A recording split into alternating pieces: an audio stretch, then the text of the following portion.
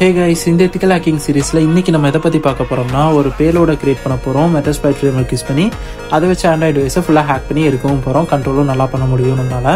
அதை வச்சு இதை பத்தி ஃபுல்லா பார்க்கறதுக்கு முன்னாடி நம்ம சேனலை புதுசா பார்க்கறவங்க யாரா இருந்தீங்கன்னா மறக்காம சப்ஸ்கிரைப் பண்ணிட்டு பாருங்க. அப்பதான் நான் போடக்கூடிய ethical hacking tutorials உங்களுக்கு டெய்லி கரெக்டா வரும். இப்போ வீடியோக்குள்ள போயிடலாம். இதுக்கு ஃபர்ஸ்ட் நமக்கு Metasploit framework தேவை.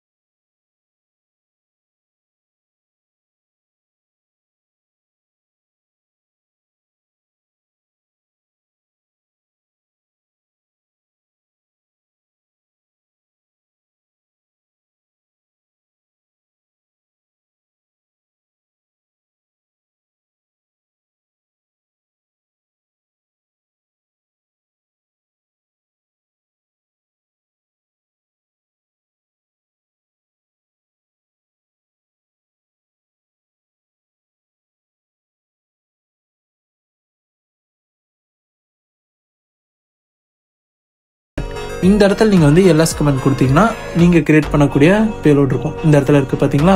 நான் இதெல்லாம் வந்து ஆல்ரெடி நான் வேற ஒரு மொபைல்ஸை டெஸ்ட் பண்றதுக்காக கிரியேட் பண்ணது. இன்னைக்கு நம்ம கிரியேட் பண்ணது இந்த PDF தான். ஏன்னா இங்க பாருங்க இதே நேம் தான் இங்கே இருக்கு. இந்த நேம்ல தான் நமக்கு வந்து கிரியேட் ஆயிருக்கு.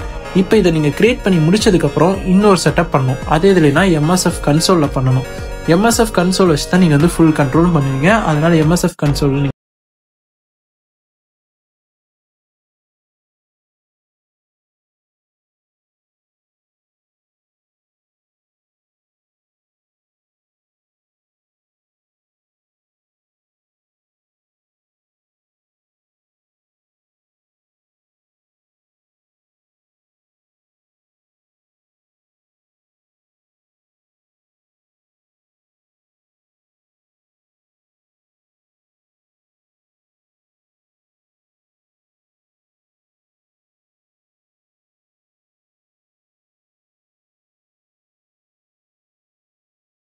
இங்க நான் வந்து என்ட்ரி கொடுத்துட்டேன்.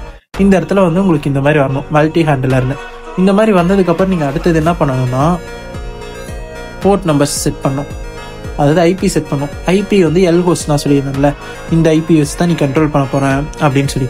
உங்க பேலோட்ல என்ன ஐபி அட்ரஸ் கொடுத்தீங்களோ அதே ஐபி அட்ரஸ் தான் இங்க கொடுக்கணும். அப்பதான் உங்க பேலோடும் உங்க சிஸ்டமும் ஒன்னா கனெக்ட் ஆகும். அதை ஞாபகம் வச்சுக்கோங்க. மாத்தி கொடுத்துட்டீங்கன்னா ஒர்க் ஆகாது. நான் வந்து என்னோட பேலோட்ல கொடுத்த அதே ஐபி தான் நான் வந்து இங்கேயும் கொடுத்துருக்கேன். இங்கே கொடுத்ததே தான் நான் இங்கேயும் கொடுத்துருக்கேன். நான் மாற்றி கொடுக்கல. நான் வந்து இந்த இடத்துல வந்து பழைய பேலோடு கிரியேட் பண்ணியிருந்தோம். நான் அதுக்கப்புறம் சேஞ்ச் பண்ணியிருக்கேன். அதனால் நீங்கள் வந்து அதே நம்பரை கொடுத்துருங்க. 2 ஐபி ஒரே ஐபியாக இருக்கணும். ஞாபகம் வச்சுக்கோங்க. பேலோட்லேயும் இந்த கண்ட்ரோலர்லேயும் ஒரே ஐபி இருக்கணும். கொடுத்ததுக்கப்புறம் என்ட்ரு பண்ணிடுங்க. என்ட்ரு பண்ணதுக்கப்புறம் என்ன பண்ணணும்னா போர்ட் நம்பர் செட் பண்ணணும். இதுக்கு வந்து நீங்கள் அந்த பேலோடுக்கு என்ன போர்ட் நம்பர் கொடுத்தீங்களோ அதே போர்ட் நம்பர் தான் இதுலேயும் கொடுக்கணும். நம்ம வந்து இங்கே அதே தான் கொடுத்துருக்கோம், இந்த இடத்துலையும் அதே தான் கொடுத்துருக்கோம். இதை கொடுத்துட்டு என்ட்ரு பண்ணிடுங்க.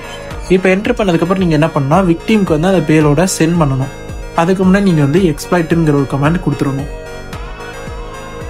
ஓகே, இந்த எக்ஸ்ப்ளாய்ட்ங்கிற கமெண்ட்டை கொடுத்துட்டிங்கன்னா இந்த மாதிரி உங்களுக்கு வந்து பிளிங்க் ஆகிட்டே இருக்கும், அடுத்த ஸ்டெப்புக்கு போகாது. இது ஏன் எப்படி ஆகுதுன்னா இந்த இடத்துல வந்து ஃபெயில்டுன்னு வந்துருச்சா. இதுக்கு ரீசன் எதுனாலனா என்னோட பேலோட வந்து யாரும் ஓப்பன் பண்ண கிடையாது.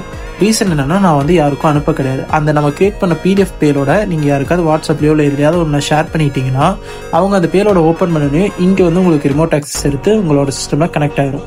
அப்படி தான் வந்து இந்த பேலோட வந்து ஒர்க் ஆகும். இது வந்து செக்யூரிட்டி லெவலில் 1, அதாவது ஆண்ட்ராய்டு 14க்கு கீழே இருக்கக்கூடிய மொபைல்ஸை மட்டும் நம்மளால் ஹேக் பண்ண முடியும். அடுத்தது வந்து நாளைக்கு நான் போடக்கூடிய வீடியோஸில் வந்து ஆண்ட்ராய்டு 14க்கு அப்புறம் இருக்கக்கூடிய எல்லா ஆண்ட்ராய்ட்ஸும் எப்படி ஹேக் பண்ணுறதுங்கிறத பற்றி தான் நம்ம போட போகிறோம். அதனால் ஃபஸ்ட்டு இதை ட்ரை பண்ணி பாருங்கள். இது ஒர்க் அவுட் ஆகலைன்னா எனக்கு கமெண்ட் பண்ணுங்கள், நான் என்ன பண்ணணும்னு சொல்கிறேன். இந்த வீடியோவில் ஏதாவது டவுட் இருந்துச்சுன்னா கமெண்ட் பண்ணுங்கள். அப்படியே நெக்ஸ்ட் என்ன வீடியோ வேணுங்கிறதை கமெண்ட் பண்ணுங்கள், அதையும் நம்ம மேக் பண்ணலாம். நிறைய பேருக்கு வந்து கியூஆர் கோடு டூலில் வந்து ஏதோ ப்ராப்ளம் இருக்கதா சொல்லிட்டு இருந்தீங்க. அதில் என்ன இஷ்யூ இருக்குங்கிறது எனக்கு தெளிவாக கமெண்ட் பண்ணுங்கள். எனக்கு நீங்கள் போடுற கமெண்ட் சரியாக புரியலை. நீங்கள் சொல்கிற மாதிரி கியூஆர் கோடு ஜென்ரேட் ஆகாமல் இருக்குன்னா அதுக்கு மெயின் ரீசன் வந்து நீங்கள் டூலை வந்து ப்ராப்பராக இன்ஸ்டால் பண்ணாமல் இருப்பீங்க. அந்த வீடியோ திரும்ப போய் செக் பண்ணி பாருங்கள். நம்ம எப்படி இன்ஸ்டால் பண்ணமோ அதே ஸ்டெப்ஸை அப்படியே ஃபாலோ பண்ணுங்கள், திரும்ப ரீஇன்ஸ்டால் பண்ணுங்கள். எதுவாக இருந்தாலும் கரெக்டாக செட்டப் ஆயிரும். ஆனால் நீங்கள் வந்து இதுக்கு முன்னாடி இன்ஸ்டால் பண்ணதை பர்மனெண்ட்டாக டெலிட் பண்ணிட்டு திரும்ப ரீஇன்ஸ்டால் பண்ணுங்கள். நீங்கள் அதையும் வச்சுட்டு திரும்ப இன்ஸ்டால் பண்ணிங்கன்னா ஒர்க் அவுட் ஆகாது. அதனால் பழசை டெலிட் பண்ணிட்டு திரும்ப ரீஇன்ஸ்டால் பண்ணுங்கள், கரெக்டாக ஒர்க் அவுட் ஆகும். அப்படி ஒர்க் அவுட் ஆகலைனாலும் கமெண்ட் பண்ணுங்கள், அதை நம்ம என்னங்கிறத பார்க்கலாம்.